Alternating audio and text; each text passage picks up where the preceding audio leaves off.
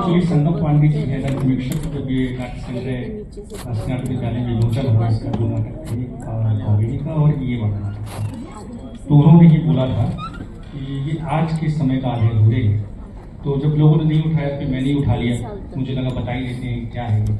तो मुझे मालूम नहीं, इनके मुंह से निकला, इसका मतलब उन्होंने कहीं कुछ थोड़ा सच्चाई उसमें देखी होगी कि शायद वो कमोबेश उस तर्ज पर या उस लाइन पे आज के समय का आधे अधूरे है। तो अजीब दास्ता आज के समय का आधे अधूरे कह रहे हैं तो गलत नहीं कह रहे, कहीं पहले के रंग समीक्षकों ने कहा होगा उसका। तो मैंने थोड़ी सी हिम्मत जुटाई कि ये बच्चे हैं, एक्चुअली ये मैच्योर बच्चे हैं, सब मैच्योर प्ले उठाना मेरे लिए सबसे बड़ी चुनौती थी। और क्योंकि इनके साथ मैं ज़्यादातर लोगों के साथ बनने की जो कर चुका था, तो मुझे लगा कि इनको मैं एक एक्सपेरिमेंट कर सकता हूँ और ये तैयार किया। मैं इनका परिचय करा देता हूँ, फिर मैं बात करता हूँ और सुभाष जी की भी बात करूँगा मैं। तो ये जो है मोनाली हैं। नमस्कार, मेरा नाम मैं मोनाली के किरदार में थी और मेरा नाम कविता है। ये कविता है। मैं ब्रदर कुमार।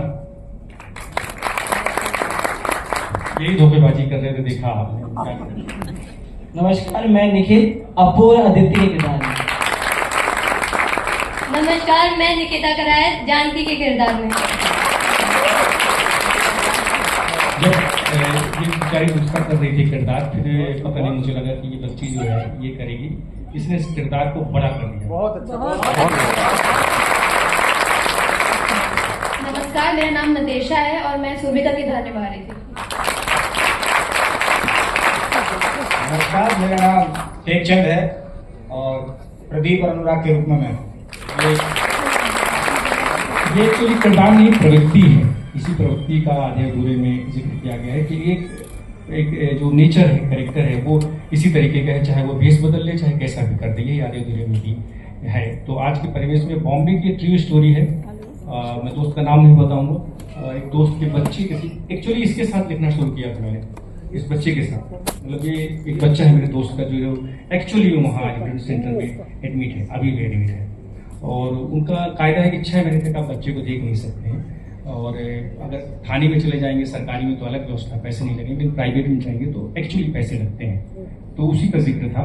तो उसके बाद फिर स्टोरी बनती चली गई और फिर वो डेवलप होती चली गई, फिर वो धीरे धीरे जो है यहाँ तक पहुँच गई।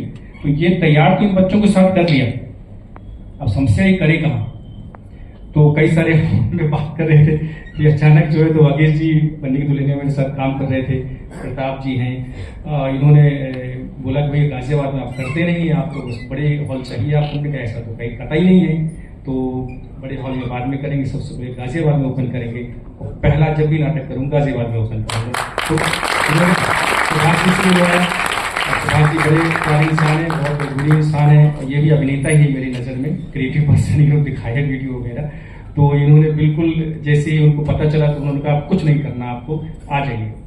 और मैंने 1 हफ्ते पहले ही डेट, मतलब 1 हफ्ते पहले बात की और ये हुआ कि 20 तारीख पर लीजिए। तो सुभाष जी के लिए जरूर, और हिंदी भवन के लिए ललित जी और उनकी जो टीम है सब के लिए एक बार जरूर जोरदार कला के संरक्षण के लिए। इससे बड़ी बात तो नहीं सकती है कि हम प्रोडक्शन का कैसे खर्च कर लें, कैसे कर लें, बना लें, लेकिन हॉल तो हमें चाहिए होता है। और मैं ज़्यादातर सोशल इशूज़ में ही लिखता हूँ और बाकी लिख नहीं पाता हूँ, उतना टैलेंटेड नहीं हूँ मैं कि ज़्यादा दूसरे के नाटक लिखूँ। तो मैक्सिमम 99% मेरे जो 3 नाट्य संग्रह हैं उसमें सारे सोशल इशूज़ में हैं और ये भी एक सोशल इशूज़ में था। अब मैं बैक जो मेरी नेपथ्य की टीम है उससे मिला देता हूँ, वागेश जी उसमें ही है, उनके साथ प्रोडक्शन में संभाल रहते हैं जी सर। मैं बुला रहा हूँ, पहले अपनी टीम से बुला दूँ। ये प्रताप जी हैं, वागेश जी प्रोड्यूस कर रहे थे, वागेश जी ने बुलाया। मेरी लाइव कर रहे थे सुनील चौहान जी, ड्रामा ट्रेजेडी ग्रुप के लीडर हैं और उनके सहयोग से ही कर रहा था।